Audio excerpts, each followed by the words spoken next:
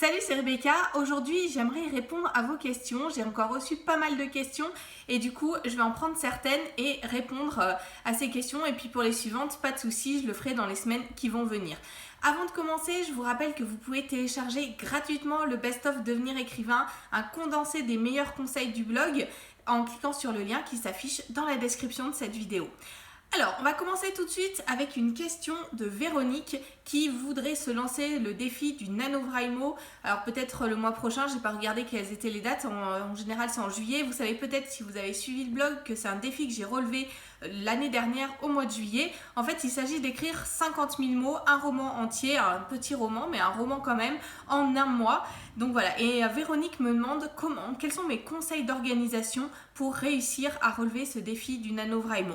Elle me dit qu'elle a déjà travaillé un petit peu sur la structure, sur le plan, sur ses fiches personnages, et ça c'est quelque chose alors qui n'est pas obligatoire pour se lancer le défi du NaNoWriMo, pas du tout. On peut très bien n'avoir aucune idée de son roman et se lancer directement à écrire ses 50 000 mots, mais c'est très bien d'avoir commencé à réfléchir un petit peu à son roman avant, si vous en avez la possibilité, parce que ça permet toujours de partir sur des bonnes bases, et surtout quand il s'agit d'un premier roman, bah voilà, on sait un petit peu où on va, et je trouve ça toujours mieux, et puis ça évite d'avoir énormément de corrections après. Alors il y en aura toujours, pas de panique, hein, surtout quand on écrit très vite comme ça, et surtout si on n'a pas vraiment l'habitude, si on n'a pas déjà écrit des romans, eh bien il y a toujours vraiment beaucoup de corrections à faire quand on écrit rapidement, mais c'est pas grave. En tout cas, ça permet d'avancer et d'être certain d'avoir un manuscrit terminé à la fin de ce mois, et voilà, c'est vraiment un très très bon défi que je vous conseille de relever si vous en avez envie. Alors quels sont mes conseils d'organisation pour ce défi du NaNoWriMo ?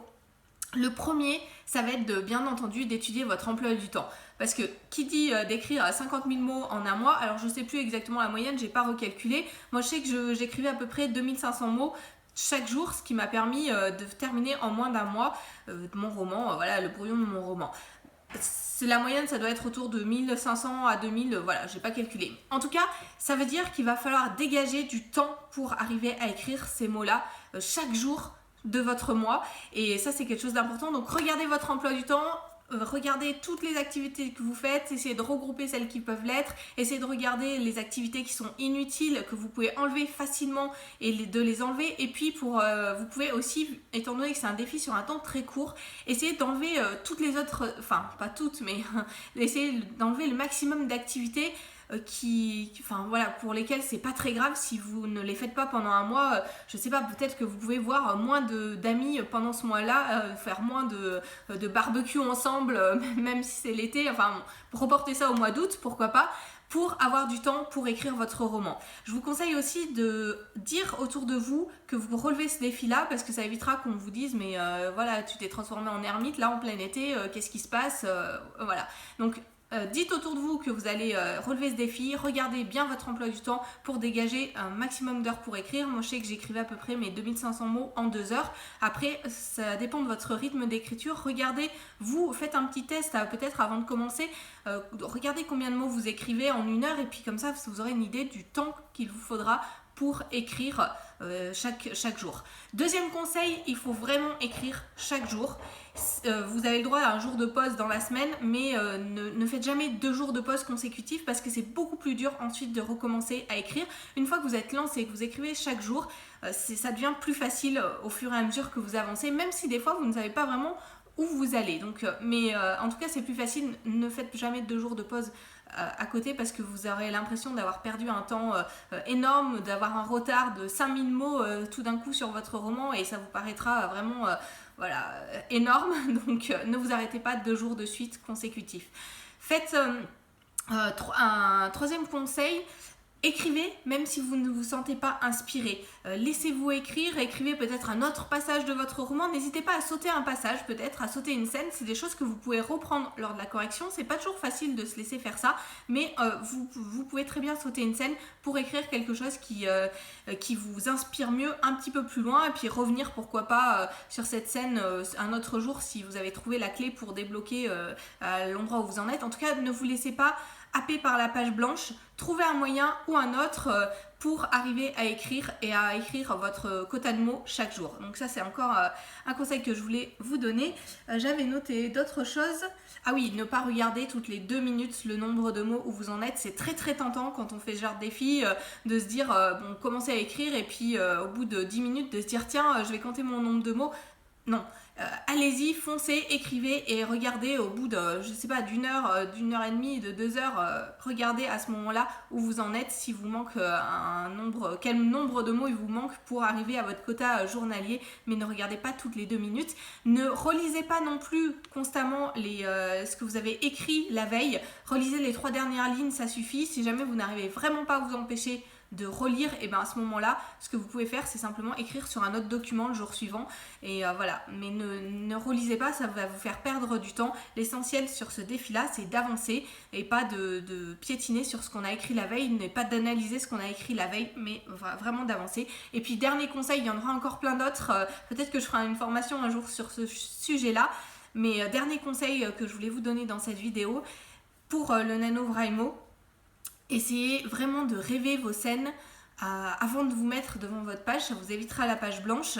Dans les temps creux de votre journée, à d'autres moments, quand vous avez la possibilité, en conduisant, quand vos mains ne sont pas occupées ou que votre tête, enfin pas les mains, mais plutôt la tête, quand votre tête n'est pas occupée à des choses vraiment où vous avez besoin de réfléchir et d'analyser les choses, et bien à ce moment-là, prenez le temps de rêver certaines de vos scènes de romans, de les imaginer, de commencer à les concevoir. Ce ne sera jamais des choses vraiment construites que vous imaginerez parce que voilà, l'esprit vagabonde de droite de gauche, mais en tout cas ça vous permettra déjà d'avoir une première impression de ce que vous voulez dire, et ça c'est important. Voilà, alors je me suis bien attardée sur cette question-là. C'est un défi que j'ai vraiment aimé relever l'année dernière, même si c'est vrai que si je le refaisais cette année ou d'autres années, enfin cette année c'est pas le cas parce que du coup je suis en train de corriger mon roman, mais si je le refaisais, je pense que je commencerais à travailler mon roman avant de me lancer dans la rédaction. Ça me permettrait d'aller beaucoup plus rapidement à l'essentiel et d'avoir moins de corrections ensuite. Voilà, alors une autre question que j'ai reçue, c'est une question de Joël qui me demande si c'est grave si au début elle commence à élaborer le plan de son roman, puis elle commence à écrire son roman sans terminer son plan. Alors non, rien n'est grave, l'essentiel c'est d'avoir une idée, une idée de là où on va. Après ça dépend du type de roman que vous écrivez, parce que si vous écrivez un roman policier avec énormément d'énigmes, un besoin de retournement de situation, un besoin d'un coupable, etc. Bon bah il vaut peut-être mieux savoir comment est-ce que l'histoire va se dénouer au bout, parce que sinon vous aurez du mal à bâtir quelque chose de cohérent, de vraisemblable tout au long de votre roman. Mais c'est pas grave de commencer la rédaction avant d'avoir toutes les étapes du plan. Après, c'est toujours mieux de savoir quand même où on va. Faites au mieux, faites un plan général. Il y a aussi plan et plan. Je ne sais pas quel est le plan que tu as fait, Joël. Moi, je sais que mes plans sont assez globales parce que s'il y a vraiment trop de détails, j'arrive plus, ça me bloque plus qu'autre chose. Donc voilà, il y a ça aussi. Je fais toujours un plan très global au départ et puis ensuite je travaille séquence par séquence, un petit peu de façon plus approfondie. Et puis j'écris, voilà, je ne connais pas tout avant de commencer la rédaction de mon roman, mais je connais les grandes lignes et ça c'est quand même quelque chose d'important. Une question ensuite de Pauline, alors qui me dit je suis une grande amatrice de science-fiction, il s'agit du genre de mon roman et c'est un univers très futuriste avec des vaisseaux comme principal moyen de transport. Cependant, j'aimerais justement écrire une scène avec une catastrophe dans un vaisseau. Pour être crédible, je vais donc devoir utiliser un vocabulaire précis sur les éléments qui le composent afin de décrire le problème identifié dans le véhicule. Lorsque j'ai lu des passages concernant un vaisseau, l'auteur semblait avoir de riches connaissances en la matière, tant le vocabulaire est riche et précis. Par exemple, elle me donne des exemples de ce qu'elle a pu lire et elle me dit « Où vont-ils chercher tout cela ?» Merci de répondre à ma question. Donc voilà. Alors, quand on veut écrire de la science-fiction comme ça ou piocher les idées, je pense que c'est déjà très bien de se dire qu'il faut utiliser un vocabulaire précis pour arriver à convaincre son lecteur d'essayer de décrire la scène du mieux possible. Voilà, c'est pas simplement un problème vague comme ça qui survient et qui va avoir des conséquences graves sur l'histoire. Donc le désir d'être vraisemblable, c'est vraiment un très bon point déjà. Alors comment faire pour trouver ce vocabulaire, pour trouver ces éléments-là qui manquent? Il y a deux choses que vous pouvez faire si vous êtes dans ce cas-là. La première, c'est de regarder dans votre monde, dans un monde imaginaire. Alors là aussi, vous avez deux possibilités et je vous invite à mêler les deux. C'est dans votre monde imaginaire, regardez dans vos lectures, cherchez des scènes un petit peu semblables à celles que vous êtes en train d'écrire et qui se sont produites dans des lectures. Par exemple, là, elle cite un auteur qu'elle a lu avec des exemples. Voilà, ça peut être des éléments de base, pas pour réécrire la même scène, pas pour réutiliser les mêmes mots, mais pour avoir des éléments de vocabulaire pour le vaisseau qui va poser problème dans l'histoire de Pauline. Et puis, il y a une deuxième possibilité, c'est d'inventer les choses, d'inventer tout un système.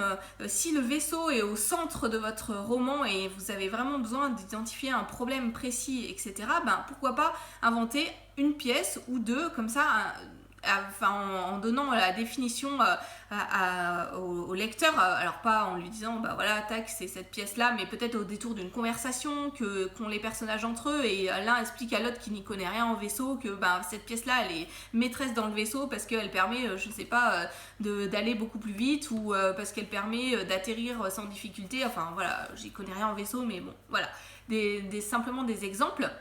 Et vous pouvez très bien inventer un nom pour ces pièces qui sont utiles pour votre vaisseau et qui vont tomber en panne justement lors de cette catastrophe. Et puis la deuxième grande possibilité que vous avez, ça va être de regarder dans le monde réel. Et alors le mieux, c'est de mêler ces trois possibilités, à la fois vos lectures, l'imaginaire que vous avez de façon spontanée, les choses que vous pouvez imaginer, et puis regardez dans la réalité.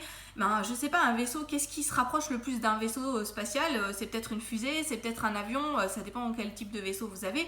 Et regardez un petit peu quels sont ses composants. Aujourd'hui, avec Internet, on peut accéder à plein de choses. Alors j'ai pas fait la recherche moi-même, mais je suis certaine qu'on peut retrouver les pièces principales d'un avion ou des choses comme ça, avec des descriptions plus ou moins détaillées de ces choses-là. Et vous pouvez vous baser sur ces éléments-là pour aussi arriver à nourrir votre réflexion et arriver à écrire quelque chose qui ait l'air vraisemblable dans votre roman.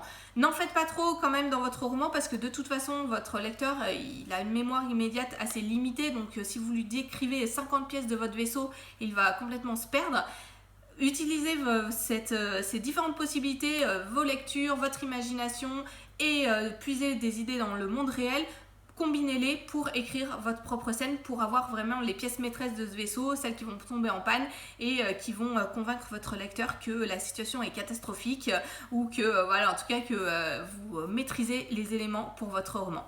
Voilà, alors je vais pas aller plus loin dans les questions parce que je vois que le temps tourne et que la vidéo est déjà bien longue, mais ne vous inquiétez pas, si vous m'avez envoyé d'autres questions, j'y répondrai dans les semaines qui vont venir, pas de soucis.